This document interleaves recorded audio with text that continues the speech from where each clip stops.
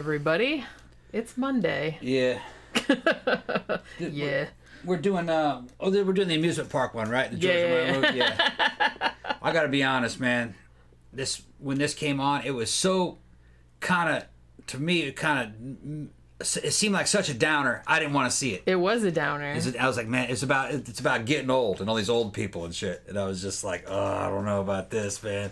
Like, when you get as old as me, you don't want to think about it. You know, you're like, oh, no. About how old you can get and how you just become fucking obsolete and people forgetting about you. And then they were showing people like in the bumper cars, and the old lady gets out, the bumper car, she's getting accused for causing an accident. She goes, how old are you? And she goes, I'm 65. And I'm looking at her and I go, that's 65? Fuck. It had to have been a lie. She looked like she's about 85. Although old people looked much older back then. Like right. When this she movie like she's was about made. 85. Yeah, back in the 70s, yeah. Yeah, so, I didn't really know. It's really weird because I didn't know what the backstory of this was. I just thought it popped up on Shudder, and literally all I knew about it was they said this is a movie that was made by George Romero, directed by George Romero back in 1973, and it was thought to be lost because it had never been shown anywhere. But I guess they found it, and the George Romero Foundation, in cahoots with, some other, restoration, they actually restored it. As much as Barely. it can be restored. Well, as much as it could be restored, because, and I think it says at the end that the only print they found of it was a really shitty one. Yeah. So it's you can't, can't polish a turd. Well, you can, but you know what I mean? They showed that on Mythbusters, that you could polish a turd. But I'm just saying that you can't, something that looked this bad, there's only so much you can do. So it looks decent, but it still looks like real low budget. The thing is, the color looks very faded in it. Yeah, it's real washed out. And it's in 4:3 aspect ratio. It's not like in a film. Yeah, and it's not real sharp. The images are not real sharp. So the backstory behind this was, in 1973, George Romero, of all people, got commissioned by, it was kind of it was some kind of religious organization, like the Lutheran something or other, and they wanted to make essentially a PSA about elder abuse, right? Yeah. So I don't know if it was their idea to make it like a movie or like a story that was supposed to convey this idea, but or if it was George Romero's idea, but it's George Romero was probably not the best person to give a project like this to, because even though it does come across like a PSA from the era, it also comes across like a surrealist nightmare, which they should have expected, really.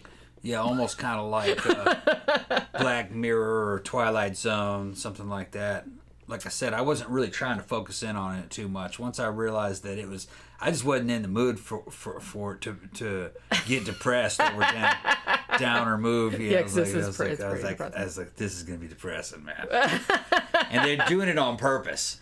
Well, yeah, because they wanted to get across, because there's even at the beginning and the end, the main dude that's in this is, I can't remember the actor's name, but he's the same guy that played the uncle or the granddad or whoever in Martin, that guy.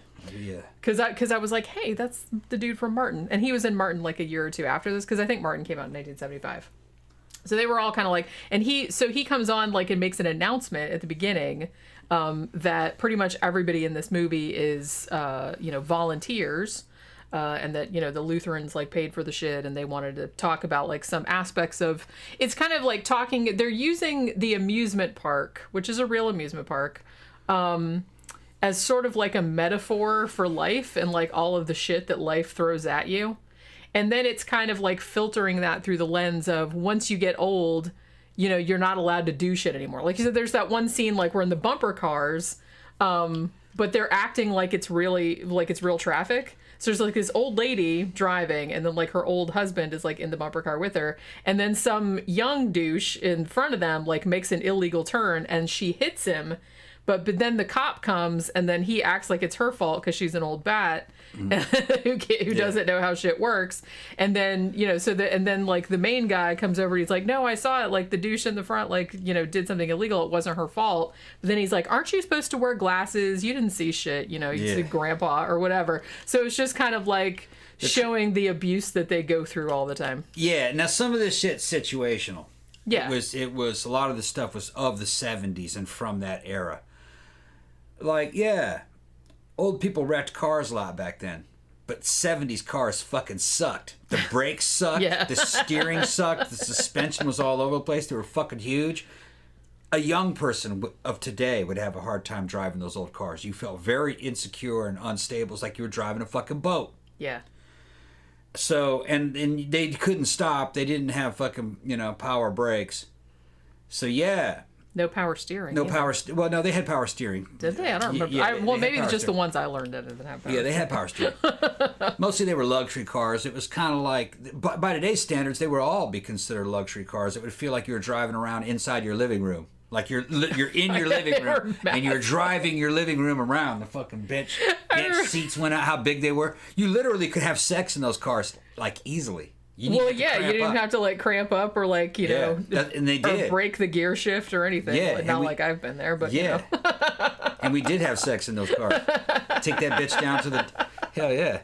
Take that bitch down to the fucking drive-in, park in the back. You'd have that fucking car just bouncing. You'd look and see the other cars and go, oh man, Jason's in there getting it. Who's he with tonight? Your buddies would be in the front seat. You weren't even in each other's way.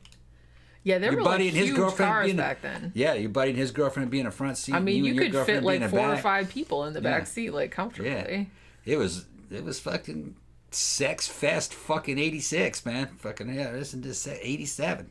I laughed because, on Mystery Science Theater, they do a lot of those old movies, and a lot of there's these big fucking giant cars, like from the 50s and stuff. Yeah. And they'll always make jokes about, like, fucking making boat noises when they're turning. Yeah. They're like, look, they're all standing up in that car because, like, the car is so fucking enormous. Yeah. So, a lot of the problems they were showing don't really exist anymore. They do, but not to the extent. Like, yeah. You have people in their 80s and 70s, some of them fucking driving these cars around quite competently. They're a lot smaller, better handling. You know what I mean? And as long as they're not doing anything crazy, an old person can drive here.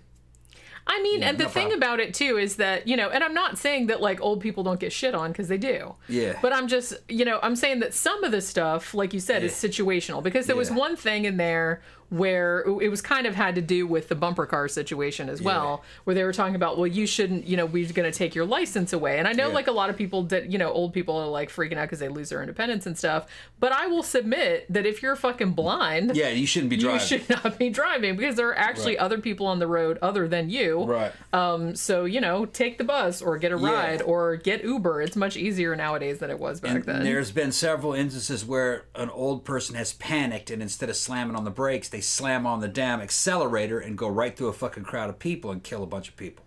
Remember when that happened? And you know what? The convenience store behind my grandmother's house, more than once, I think it was 2 or 3 times, an older person did exactly what you said and drove through the front of the store. Thankfully, nobody was hurt because they stopped, but, it did happen, like, more than once at that one convenience store. They gotta, when you get to a certain age, they need to give these people fucking driving tests to make sure that they can neurologically handle it. Yeah, and that's not being mean or we're not being like, You don't let a child drive. Right. We're not cracking down on, you don't let blind people drive either. We're not just shitting on them because they're blind. Right. It's like, obviously they can't see to drive. You shouldn't be driving.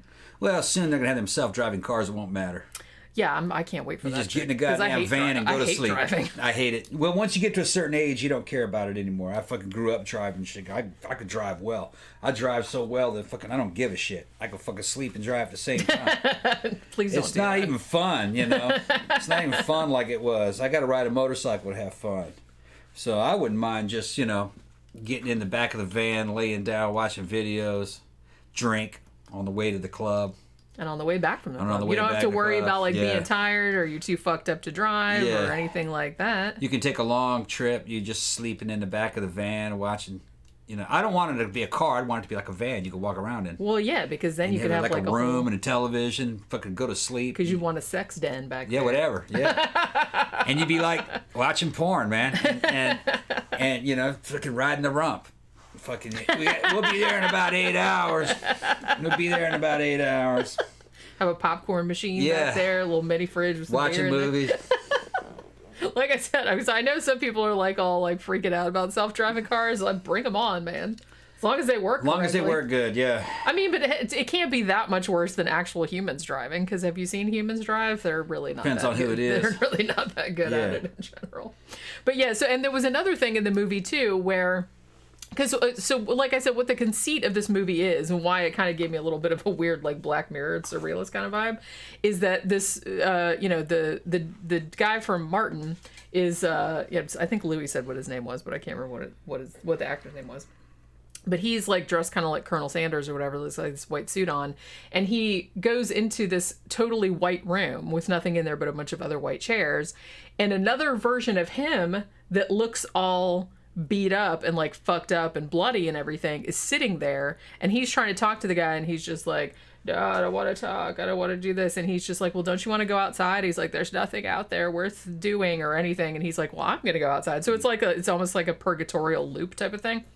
But so there's this other part too that I was like might play differently nowadays, but it should have played differently then, I don't know. But so 1973, they're trying to highlight that, you know, this guy, like the old guy, is lonely because everybody's just like, like no one wants him around anymore. So he's like sitting on a bench eating some crackers with peanut butter, like you do. And there's these kids over there like jumping rope or whatever, and he's like, you know, beckoning them over. At which point I was just like, stranger danger. But you know what I mean? They were trying to show that he was just trying to be like a kindly old man. So the kids finally come over there, and then like a dude, probably rightfully so, was just like, hey, what are you, some kind of prevert or degenerate or whatever? I think he said degenerate. And I was like, well, yeah, that's what you would think. It's like, I don't want some old grandpa on a bench going, hey, come here, children. It's like, that doesn't end well. You know, so again, I don't think that's so much people picking on old people. That's just because we have the experience now of knowing that that's not a good situation. Like some random old man like sitting on a bench wanting your kids to come over there and hang out with them. That's not gonna end the way you think it is. You're talking about how bad the Florida drivers are because of the demographics. You know, they're talking about young people and old people. It's more than that, man. We'd be on this fucking I-4 and would have this fucking car tear ass past you and going through like this. And growing up in Brazil, I'm like, that's a Brazilian. We got a huge Brazilian population here, and the way Brazilians just grow up driving, you talk about assholes. It's a capital hole. Well, they don't think that the laws apply to them. They don't give a shit about any of those. And everything in Brazil is a race. A traffic jam is a challenge to race. There's a damn traffic jam. We're going to figure out how to get around this shit. You can't get around that shit. And they will run right into it and try to get around a traffic jam somehow. And that traffic jam would be 10 miles deep, and they're trying to get around it. That would explain some of the... Only in Brazil. I mean... It's Brazilian thinking. I-4 is a horrifying... I mean, if I have to go anywhere that I have to... We don't have to get on I-4. You can go around it, but a lot of times it takes longer. I will just try to avoid it at all costs because I really, really hate going... I fucking hate that road. The Brazilian standard driving mode is 40 miles above speed limit. Whatever speed limit is, they're going 40 miles above that. Speed limit here is about 70. But, you know, so they're going to be going 120. Good. Yeah, remember that? Yeah. We've had them just pass. I'll be going 80, and they'll just pass you. Yeah, and then they'll try to fucking weave in through all these damn cars. And it's piling up in a traffic jam. And there's not even an on-ramp. Where the fuck do you think you're going? There's not even an off-ramp. What are you going to go drive in the fucking grass? I got to get in front of all these people. Jesus Christ. Yeah. It's terrifying. Yeah. Terrifying. Yeah, Brazil's like that 24/7. We have to drive on it tonight, too. Yeah. Because we're going to Memento. Yeah. Sleazy Bees asked me, Jenny, do you still see that cat on the walking trail? I do. I didn't see him today. I saw him, last time I saw him was Thursday.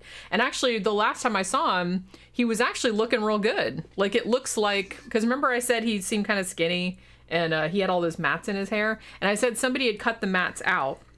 And I'd kind of got a grooming glove, and I'd groomed him. But it looks like somebody had been kind of grooming him, so it looks like some of the hair grew back. And he actually seems like he's gained a little bit of weight. Like now you pet him and you can't really feel the ribs anymore because you used to be able to feel the ribs. So when I saw him on Thursday, like he came over because I hadn't seen him in a while because I'd been on vacation, and he came running up like me. And I was like, well, hey, dude. And he was like, I was like, man, you're looking good. And he just like sat there and let me pet him and shit like that. But yeah, he was looking really good. But I haven't seen him since Thursday. But he's around, I guess. Like, nobody said, because there's other people on the path, too, that see him. And nobody told me that, you know, that anything bad had happened, so I'm assuming that they had seen him as well. And there was a bowl of food there this morning. It's just he wasn't out. But yeah, so this movie, it's only 53 minutes. So it's not like, it's still a movie, and I would even sort of call it a horror movie. Yeah. Because it's like something out of Black Mirror or something. Yeah, it's like this kind of surreal, like nightmarish kind of, but it also has that weird PSA thing too, because they are, I mean, very obviously trying to make a point. So it's just kind of like all these different like situations going like, hey, doesn't it suck that, you know, old people don't have enough money to live on? And hey, doesn't it suck that, you know, nobody cares about old people, or nobody wants to hang out with them, or, you know, or they can't do this, that, and the other thing. So it's kind of all structured like that. But because it's George Romero, it still kind of comes off like a horror movie, even though I'm not sure if that's what he intended. But I guess what ended up happening was that when he showed the movie to the Lutherans, which cracked me up because it made me think of like Ed Wood making fucking Plan 9 from Outer Space, like with the money from the Baptists, and him being like, these Baptists are stupid, stupid, stupid. So it reminded me of that. So I wondered if like George Romero was like, these Lutherans are stupid. So that's what I thought. But so I guess the Lutherans saw it and were like, yeah, we can't show this because like, why'd you make it like a horror movie? I'm like, why'd you hire George Romero? Because duh. You know what I mean? He made Night of the Living Dead, for fuck's sake. What did you think he was going to do? But, so they were like, yeah, we can't show this. And so I guess they just stashed it away somewhere, or he stashed it away somewhere.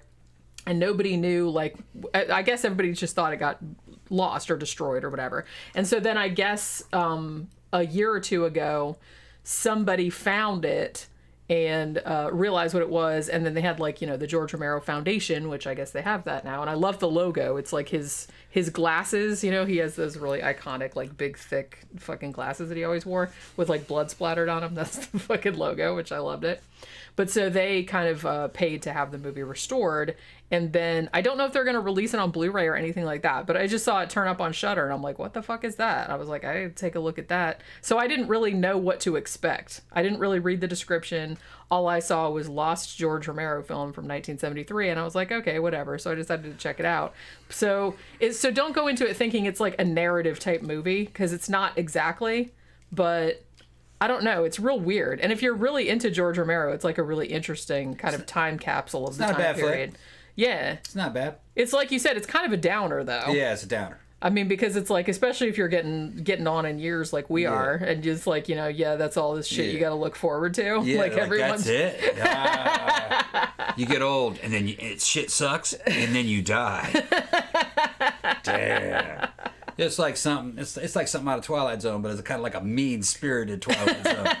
Doesn't have a happy ending. You're like, then you die. Well, it's worse than that, because like I said, it's like an endless loop. Yeah, it's like a because time he loop. keeps coming back into that plain white room with the other beat up version of himself, and the beat up version of himself who's been through all this shit is trying to tell the clean version of himself, hey, don't go out there, but he's like, no, I'm going anyway. So like every single time he goes back out there. I think what it's supposed to symbolize is that it was generations of old people reaching old age over and over again. That's exactly all old people are like that throughout time. That's exactly what it was. And eventually you're going to be there. And you keep trying to tell people like when you're it's gonna like be there. Like you tell young people, it's like, you know, I've been through this, and it's like, they're you know, like, fuck you. Yeah, fuck you. You don't know what you're talking about. I'm different. Like, no, it's that same group of people always fucking going through that shit over and over again. Eventually you go in there. Yeah. That is kind of a horror movie. But thing is that things have changed a lot since the 70s. Yeah. Old age has changed a lot. Yeah, I mean, it's not really Internet like, and social media have changed the lives of old people. And everything's changing for the better. New drugs and hormone therapies and fucking all kinds of stuff changed the life. Okay, for instance, I'm only a little bit younger than those people they were calling old people, but you look at them, they go, yeah, they were fucking old. Well, they're all like toddling around on the walkers and shit like that. The lives that they lived, the diets that they had, what their jobs were like, the chemicals and shit they were exposed to, fucking the lack of fucking anti-aging medicines and shit. Everything is an anti-aging medicine. You just don't realize it. Brushing your teeth is anti-aging. Well, they didn't really know a lot about. No, even about like health and fitness and diet and shit like that. No. They didn't really know what we know now. They were kind of semi-sedentary, sitting around, working themselves to death in offices or working themselves to death standing still in a damn factory. Very kind of almost third world, like something you see out of China. And they lived very fast, hard, and they died kind of young. And then when they didn't die young, they looked a lot older than they were when they died. You know, I noticed like even younger people back then looked older than they do nowadays. We're talking about people that were in dying mode when I was a little boy, when I was 3. This is 1973. I was only 3 or 4 years old. Yeah, like our grandparents' age. Not even my parents. Not even parents' age. They didn't live that long, and the quality of their life wasn't that good. They were considered to be the greatest generation. They got a lot of shit done, but at their own expense. You know what I mean? Yeah. A lot of them didn't live outside their teens. They were killed in the damn World War. Yeah, that's true. Fucking yeah, a lot of them, especially the European ones. Europe took fucking heavy hits. I mean, freaking. By the end of World War II, Germany looked like the surface of the moon. A lot of people don't realize that. I mean, it was literally bombed to shit. Yep. Just bomb craters everywhere. Little kids and fucking dead people. Yep. Yeah. Scott says, oh wait, no, I saw. Scott said, do you get tired of explaining that the world existed before 1990? Yeah. Man, there are people that are old enough walking around that have no idea what a world was like before internet. It's astounding. Well, and those people are now adults and have kids of their own, which is crazy. And they're having jobs and they're producing stuff. And you're like, I mean, it's not their fault. They can't, they can't help when they were born. Right. It's just they don't realize how much of a change. They'll go back and critique something that was happening in the 80s or the 90s, and they don't realize how different it actually was, what life was like. Shopping was totally different back then. Access to music and media, totally different. Everything was physical medium. Well, yeah. Records and albums and CDs. Well, it's funny because I was thinking about this because I was talking about on one of my movie reviews that I recorded earlier. And I was talking about the Stephen King book, Dance Macabre, which is, his nonfiction book where he talks about horror. I was like, when he wrote that in the early 1980s, and he was talking about horror, like movies and stuff like that from 1950 to 1980. And I said, you have to remember that when he wrote that book, you couldn't go back and watch those movies. Yeah. He was writing about them from his memory of them. Yeah. And sometimes he got it wrong, because you couldn't check. Yeah. Pretty much. There was no internet. You couldn't just go back and watch it anytime you wanted to. He just had to go by his memory of it. And some of the movies he saw when he was a kid, and, and he didn't get some of the details right. Flow of information was totally different. You had no way of checking what somebody else was doing if they were working on the same problem you were working on, like something maybe having to do with guns or engines or motor. You couldn't check his work over there. You couldn't see it. You didn't know who else in the world was working on the same problem you were working on. Now a group of guys can go on the internet and through YouTube and trade damn YouTube videos about how to fucking fix something. That didn't happen back in the day. Well, yeah, it's like easy. Yeah. You don't even think about it. You don't even think about it. It's like they could be on the other side of the planet, and you're just like, hey, I'm working on the same shit as you. And you can like talk to them in real time, and it's like crazy. You can go back and see somebody working on that same problem 12 years ago, and you go, oh, okay, yeah, and see how he did it. That's a huge boost to people's abilities. I can go on the internet and find out medical information and medical knowledge. Back in the day, dudes just had to guess or go to a doctor. Now you can access the same info that the doctor has if you know how to search for it. Just amazing. Amazing abilities of amazing flow of information. Undreamed of. I would have never imagined it. Well, it's weird because, it doesn't seem that weird to me. I guess because we were around when it happened. So to us, it was like an incremental. Yeah, but at the time it was coming in the 90s, I didn't realize what the ultimate impact would be. Yeah. I don't think anybody did. No, yeah. Then. I don't think anybody The first thing that really struck me in the 90s is that I could order clothes online. And that blew my fucking mind. I was back in the late 90s. I was in Mississippi on the Gulf Coast, buying goth clothes online with a credit card. It was actually an ATM card, wasn't a credit card, an ATM card. When that was like, damn, this is like something out of goddamn The Running Man, or a fucking Arnold Schwarzenegger science fiction movie. And I was like, you don't have to physically be in a location to shop. And then I looked at the mall and I said, what's that? Why? That's not going to exist. I was thinking that in the 90s. Those are going to go obsolete. Everybody's just going to do this eventually. But you were like an elite few people online shopping. Wow. They've always had like mail order stuff. Ever since the late 19th century, I think. But that online first shopping, man. But yeah, fucking, I knew that was going to have a serious impact. It eventually did. It was the death of the shopping mall. Do you remember that, like, I remember when there were no such things as ATM cards. Yeah. Because there were credit cards for a long time before they actually figured out, hey, let's do a debit card. Yeah. Because I remember when debit cards came out, because I didn't have one for a really long time. I had an ATM card, I think it was in 1988. I can't remember when I got my We first just one. called them bank cards. I think I didn't get one until the 90s. It was a bank card. It wasn't an ATM card. You could use the card to access an ATM machine and get cash. Yeah. Eventually, you didn't have to get the cash. You could swipe the card at the register, and that's really the beginning of the bank card. And I think that was, 90-something? I feel like it was probably the 90s. 96, maybe? 97? It kind of happened slowly. But I just remember people having credit cards, but I don't remember ATM cards until, like, the 90s. Yeah, I was doing that shit, and I was going, what's cash for? You know, it slowly cash. Now I realize I haven't really touched cash to speak of in over 10 years. Not really. The only thing I need cash for is, like, to pay the parking guy when we go downtown. You don't even need that. He's got a fucking thing you can swipe it. Well, he didn't used to. But they so do I now. always have, because I don't ever know where we're going to end up parking, and some of them have that and some of them don't. So I usually carry like $5 or $10 in cash just in case, that I get out of the ATM just in case, like, we have to park somewhere that's cash only. Yeah. But Fort Down said I got my first ATM card in 1990. Yeah, just talking about standing in line to buy tickets for Van Halen. I remember, I remember going, like, I was buying tickets for, I guess it was Depeche Mode or something like that, and I had to, like, wait a really long time. I got there at, like, 3 in the morning and waited in front of the fucking shit. And then these people don't even remember, a lot of these kids have no idea that there was such a thing called long-distance telephone charges. Remember that shit? Is that a long-distance call? Shit, I can't call you. I can't afford it. It's long distance, yeah. Then you'd get the phone bill, and your dad would be like, "Who are you calling? Who it's like $200." Yeah, they charge you an arm and a leg for that shit. Ridiculous. I know, right? And then sometime in the 90s, somebody called me over my phone, and they were on a laptop. Not a laptop. They were on a PC. Yeah. They had a program to circumvent it, and it would call your phone. Yeah, I feel like they had a lot of those kind of late night TV commercials, and they were always trying to get something to kind of work around the long distance charges, like a thing you could plug into your wall and shit. Yeah, like that. It was weird. It didn't last long. They went obsolete real fast. But the guys on the cutting edge could just call you over their PC. And they probably were like, "I'm like a hacker." Yeah. It was like, it's some hacking shit, man.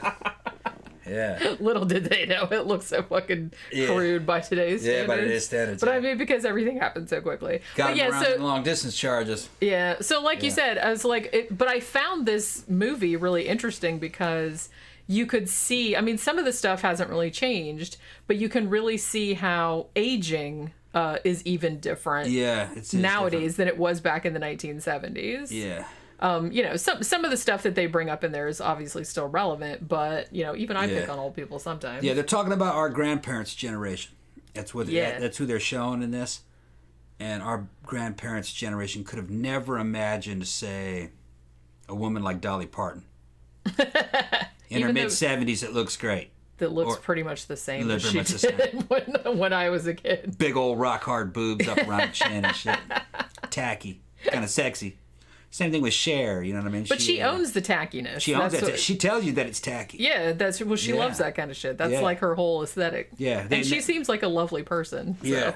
My grandparents' generation, actually that wasn't even grandparents' generation because in 73 my grandparents weren't that old. It would have been great-grandparents probably almost. Maybe. Because I was born in 72. And my parents were only 18 in 1972. So yeah, that generation, great-grandparents' generation, because they were in their 80s in the 73. In 73, these people that they're showing are supposed to be in their 80s, I think, and then in the 70s, getting ready to die. My grandparents weren't that old in the 70s. They were younger than that. They think they would have been around their 60s, probably. So yeah, I'm sure in the 70s, I think my grandparents were only in their 50s. 50s or 60s, right, yeah. So they didn't seem that they were old even to older me. than that. So really, that generation, if they'd see somebody like Dolly Parton, that would have been like an alien from another planet. They just didn't have people that looked like that. They didn't have people that healthy at that age. Yeah, I mean, once you got into like your mid-50s, you were started done. kind of falling apart. Yeah, you were done.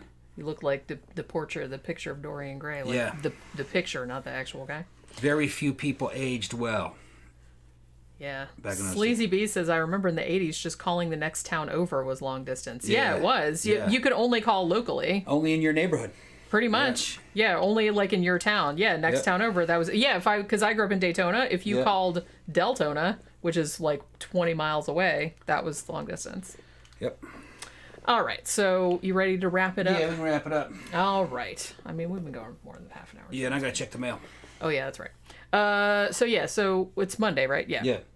Okay, so tomorrow we'll probably do a food show tomorrow, like an on the menu, because we're going out tonight. Yeah, we're gonna be wore out. And we're gonna be wore out, and we're not gonna have a chance to watch another movie. So we'll probably talk about food tomorrow. I don't know what. I'll come up with something. We'll come up with something. But yeah, we will be back tomorrow. Probably kind of tired, but we'll try to power through it. We'll be back tomorrow at 3:00 Eastern Standard Time, as always. And thanks everybody for dropping by. Have a good rest of your Monday, and we'll see you guys tomorrow.